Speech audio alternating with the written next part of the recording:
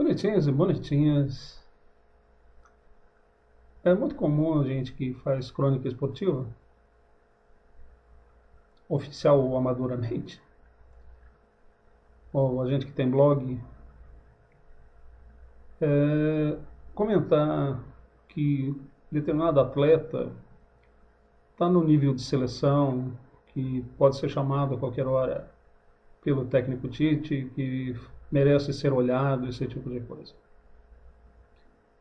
Já passou da hora do técnico Tite chamar o goleiro Santos, do Atlético Paranaense, o meio-campista Bruno Guimarães e o recém-vendido também pelo Atlético, Renan Lodge.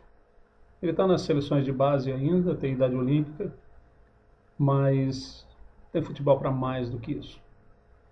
Ele pode tranquilamente ser um dos candidatos a sucessor da lateral esquerda, hoje ocupada pelo Marcelo.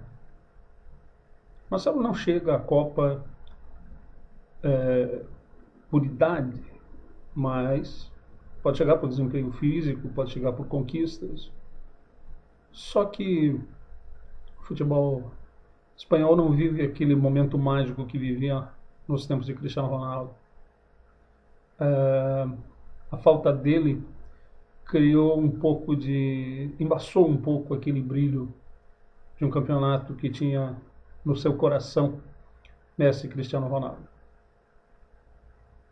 Mas voltando aos atletas de seleção, os brasileiros jogando no Brasil têm demonstrado que merecem chance sim, nessa renovação que o Tite alega que irá fazer até a Copa de 2022, que é no mês de dezembro, no inverno do deserto, e no Catar, né? Então, quando ele fizer, ele tem que realmente valorizar Cássio e Fagner do Corinthians. Ele pode abrir espaço para um Everton Cebolinha do Grêmio, pode continuar na seleção, que não tem problema. Precisamos formar matadores aqui também. Precisamos valorizar o que está aqui no Brasil jogando bem. As contratações grandiosas de Flamengo e de Palmeiras, ainda de jogadores mais experientes, o próprio São Paulo, né, com o Daniel Alves, podem ser importantes, mas é preciso que se valorize jogadores um tanto mais jovens, para que eles vão ganhando casca nesses 3 anos.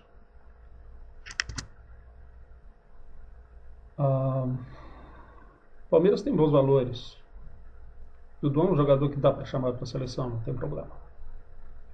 O próprio goleiro Everton é um goleiro testado já em seleção e muito forte mentalmente. Isso é muito importante para ganhar títulos. O título olímpico tem as garras dele bem estampadas.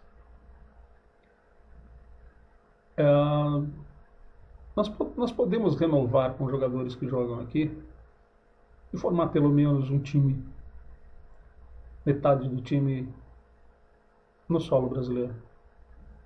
Mas isso é quase uma exigência. Você não vê a Espanha jogando, especialmente na zaga, com jogadores importados, mesma coisa para a Itália e Inglaterra. Normalmente eles jogam no futebol local. E olha que a Europa é pequena. A Europa Ocidental dá meio Brasil. São só 4 milhões de quilômetros. Isso aqui dá até um país continental, né, gente? Então, nós podemos sim chamar os craques do Inter, os craques do Grêmio, do Palmeiras, do Corinthians, do São Paulo, do Flamengo, do Botafogo.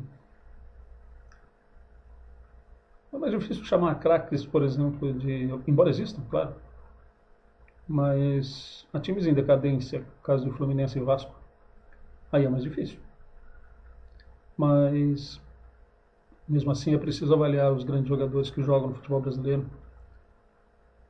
porque uma seleção mais equilibrada cria um nível de exigência um pouco maior da seleção quanto a títulos.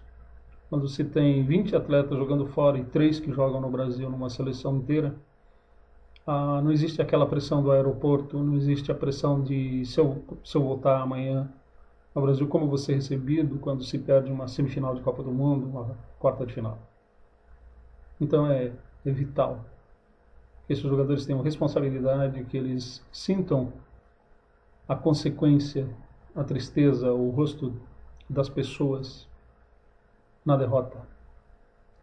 É importante saber perder, sim, mas é importante saber vencer e saber o que as pessoas pensam de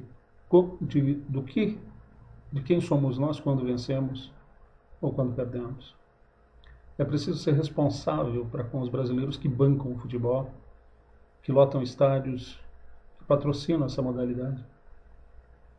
E eu espero que o Tite, inteligente como é, faça realmente um experimento de muitos bons valores que jogam no Brasil, para que a seleção seja uma seleção brasileira, não só de atletas de nascimento no Brasil, mas de atletas comprometidos com o futebol brasileiro.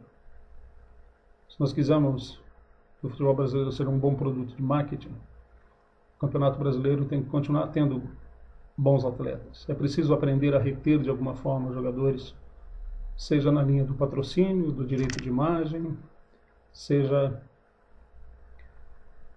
em bons contratos, em bons salários, seja numa abertura maior para os nossos craques dentro do futebol brasileiro.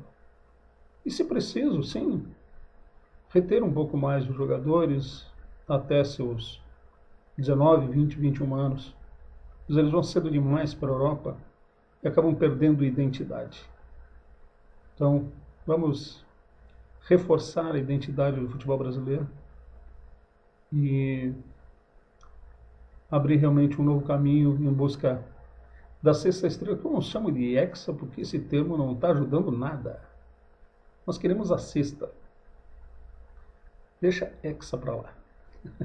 Deixa hexa para depois do título. Ele não está inspirando a nossa seleção a uma grande vitória. Vamos à sexta. Vamos mostrar quem manda. Porque é impossível que nós consigamos fazer os melhores campeonatos do mundo com nossos atletas e não consigamos montar um time competitivo com os que jogam aqui. Sou Josiliano de Melo Murbach e esse foi 2 minutos para pensar a renovação do futebol brasileiro.